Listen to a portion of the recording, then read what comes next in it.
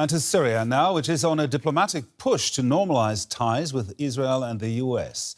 Israeli media say that Syria's president will meet with the Israeli Prime Minister at the White House later this year. This comes after the US ended its designation of the HTS militant group, which took power in Syria last year, as a terrorist organization. I'll be talking to Syria's Minister of Information in a moment, but first, this report. Syrian President Ahmed al-Sharaa at the head of HTS fighters, who took over Syria while still labeled a foreign terrorist organization by the US. Now that the group is free of that label, diplomatic movement is happening in the region. Israeli media reports that al-Sharaa and Israel's national security advisor met earlier this week in Abu Dhabi, which Syria has denied. But according to statements by US envoy Thomas Barak, the Syrian-Israeli dialogue has already begun. It would be a major turnaround for HTS, which has roots in a jihadist organization that was once affiliated with al-Qaeda and was on US and international terrorism lists. In May 2013, al-Sharaa, then known as al-Julani, had a $10 million reward on his head. Former HTS figures, including the interim Syrian Minister of the Interior, have been accused of participating in operations targeting U.S. facilities and civilians. The U.S. State Department says a group can be removed from the terrorist list if the circumstances that led to its inclusion have changed, or if it serves in the interest of U.S. national security. The current transformations are a pivotal moment in the history of Syria. Doors have opened that could allow for peace with neighbors, or escalation. But for many Syrians, it's not clear yet if stability is on the horizon, or just a reshuffling of the political order that will keep the country locked in chaos. With me in the studio now is Syria's Information Minister Hamza al-Mustafa. Very welcome to DW News. Thank you for having me. Syria has seen quite a turnaround. I mean, the HTS group, formerly listed, as we've just heard, formerly listed as a terrorist group, is now leading government. You have covered and written about Syrian affairs as a journalist and a lecturer before assuming your government post. Have you observed that HTS and its members, that they have really evolved? Yeah, of course. I have written my PhD thesis on transformation of armed Islamist movement. I studied and I focused on HTS, the transformation, the behavioral transformation, organizational transformation, and ideological transformation. Of course, regarding to organizational level, HTS has transformed significantly since 2013 from al-Jabhat al-Nusra Front to Fatah al-Sham Front to HTS. And HTS, directly after the liberation, dissolved itself, and especially after the President Ahmed al-Sharaa appointed as the transitional president for Syria. Regarding to the behavioral issue, since establishment, HTS focused on Syria and the territory of Syria and has no organizational link with the global jihad.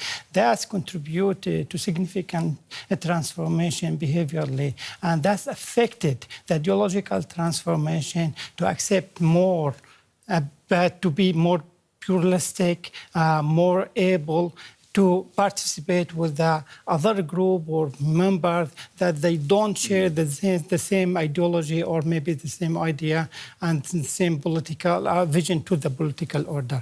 So since HTS decided to end its organizational era after 2011 until 2014, now we are not talking about this organization. We are talking about a new form of government. Mm-hmm. So where President Ahmed al-Sharaa playing a crucial role in shaping the Syrian policy. So after the liberation, the president decided to form more inclusive government, mm-hmm. and this is government included different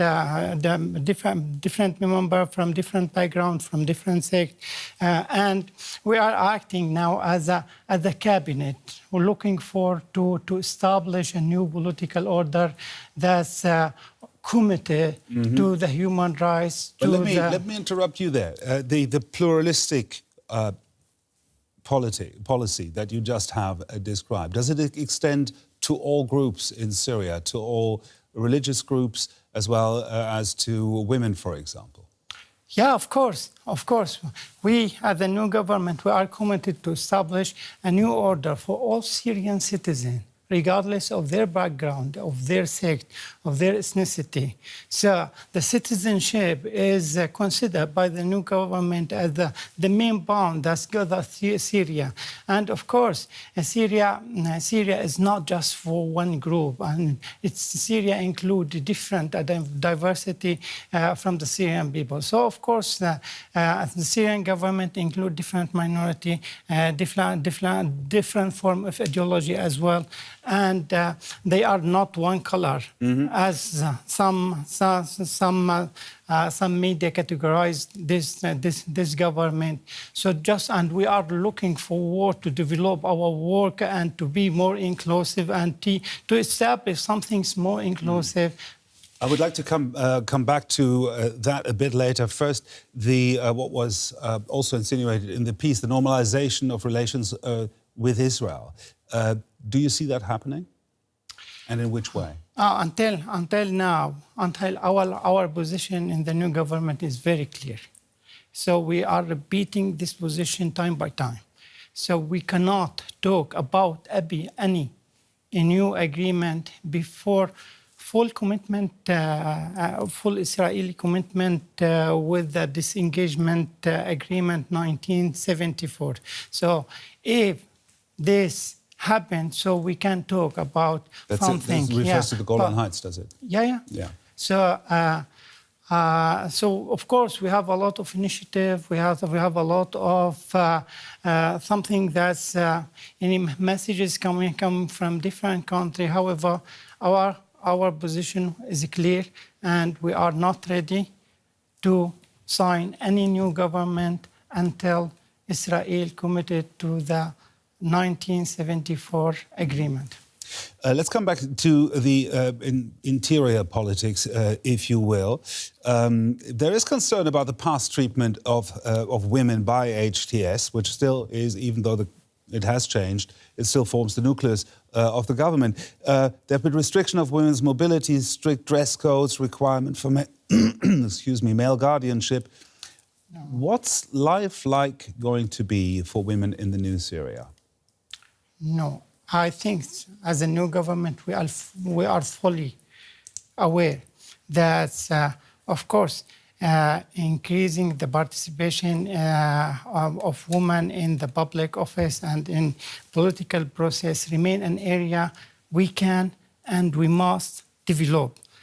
We are trying to establish the state of dignity for all Syrians, for women and men. We want to ensure that the gender equality. We want to ensure the legal protection for women. And so I don't think that this kind of allegation are happening. Of course, we are experiencing very critical transitional period. So we have a lot of political division inherited from the fallen regime. However, as a new government, we just focus how to develop this political order to be inclusive, to be all for all minority, for all gender, and to be a stable political order that can include all Syrian groups.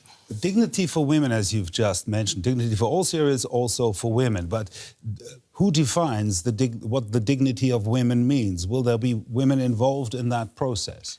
Yeah, I can highlight it. My colleague Hind Kabawat, she is a minister. She is leading very sensitive position in Syria regarding to the social affairs and labor. And you can see women is empowered in every level of an institutional level in the state. So of course we have a lot of things to do to empower women in political process at institutional level in public office, to issue to make a legal reform in kind to empower the woman. However, our new Syria, the new Syria is only based on the human rights and equal for all Syrian women and men. Let's continue talking in a moment, but first we want to watch a report by one of my colleagues from our Arabic department about one of the minorities in Syria. Were they individual violations or systematic crimes against humanity? That's the question on the minds of Syrians following bloody clashes between government forces and armed groups last March. In the aftermath, conflicting reports emerged about the clashes. How did they start? How many people were involved? And how should they be classified? The transitional government led by Ahmed al-Shara announced the formation of a committee called the High Committee for the Preservation of Civil Peace. But human rights organizations, most notably the Syrian Observatory for Human Rights, cast doubt on the government's account. Now an extensive report by Reuters has shed a light on what really happened. Approximately 1,500 people from the Alawite sect were killed and dozens remain missing. Revenge killings, attacks, and looting targeting the Alawites were reported at least 40 locations. Worse still, women, children, the elderly, and disabled people were among the victims. In one neighborhood, 46 of the 253 people killed were women, and in another village, there were 10 children among the 30 dead. The report also indicates that those responsible for the crimes are working alongside Syria's new rulers, and that the Defense Ministry spokesman Hassan Abdul Ghani was responsible for giving orders to carry out the massacres. According to Reuters, 5 groups participated in the mass killings, including groups facing international sanctions. Units of the Sham Liberation Organization, armed groups supported by Turkey, Sunni factions, foreign fighters, and local residents. Among the dead were entire families in dozens of predominantly Alawite villages and neighborhoods. Reuters based its report on interviews with more than 200 families of victims and 40 security officials. The report comes as U.S. President Donald Trump and his administration are gradually lifting sanctions imposed on Syria. On Monday, Trump signed an executive order ending the so-called national emergency on Syria, which had imposed comprehensive sanctions on Damascus. But Washington so far seems unconcerned by the accusations the Syrian government was involved in systematic mass crimes. DW contacted the spokesperson for the U.S. State Department in the Middle East. But Washington's diplomats declined to comment on the accusations. Now, Syria's Information Minister Hamza al-Mustafa is still with us here in the studio. Now, that's very unpleasant viewing that we just had there about the Alawite minority. It looks like social cohesion in Syria is still some distance away. Now, the High Committee for the Preservation of Civil Peace that was founded by the government in the aftermath of this violence has investigated. What's the outcome?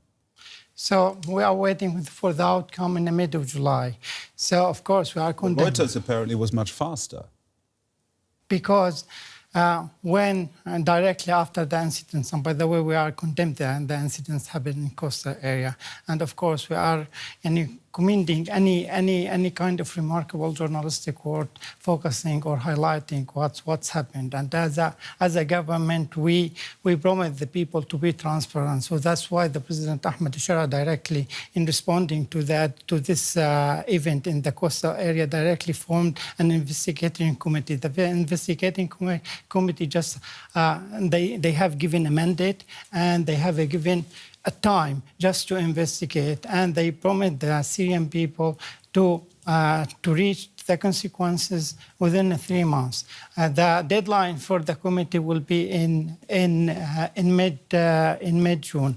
So, regarding to this issue, as I said, of course we are condemning, as I said, what's happened, the violation. By the way, the government has admit that there is a violation have occurred in this area. But we need to put everything in a context to contextualize everything. So this events or this incident has been started by an attack by Assad loyalists that targeted our security forces. And for example, the Reuters report is, which is a very good report, by the way, but this report ignored there is another group of victims. So more than 400 members of the security forces have been killed by the Assad loyalists. This attack at the beginning of March created a chaos, created a gap. So that's allowed. So there was no. There is no state control to this area at that time. This has created a gap. So this is also contributed to a violation committed by different groups, and the Committee of Investigation is trying to reach the truth, and we will inform the audience with the result very soon. There are allegations that members of the government were involved in orchestrating this attack. If that would come out of this report, what would be the consequences? I prefer if I'm a professional journalist, I prefer first to wait the outcome, the result of the investigation committee first, and to look into this result, and after that I will comment. So this is my position, and also we advise that, of course, Syria now we have a freedom of expression. We have the journalistic world is relatively free. So you can relatively free. What does that mean? Because we have a lot of challenging inherited from the fallen regime regarding to the security situation, in different parts of the country. The whole apparatus. Yeah, but we have intention, we have determination, we have willingness to expand the margin of freedom in the country, and to introduce Syria as a new model that's not just different from the past regime, but a new model regarding to the freedom of expression and journalistic work.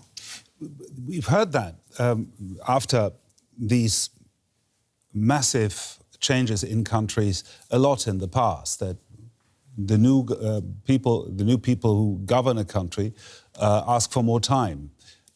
What can you do in the meantime? I understand that this investigation takes more time, and everything takes more time. We have a deadline for everything. So regarding to the investigation, it's not just consuming a time, buying a time, as somebody argues, or no.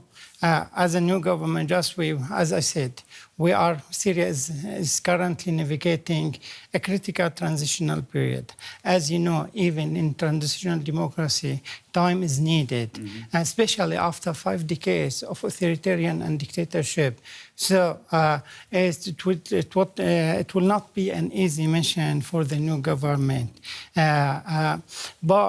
However, so Syria now, with the unique historical opportunity to initiate a profound change in everything, in the media landscape, in political issue. So, and I think that as a government, we are working day and night just to achieve what Syrian people dream about, to make the Syrian people dream come true in freedom and dignity, and establishing a state for all citizens. Thank you very much. Syria's Information Minister Hamza al-Mustafa. Thank you for taking the time. Thank you.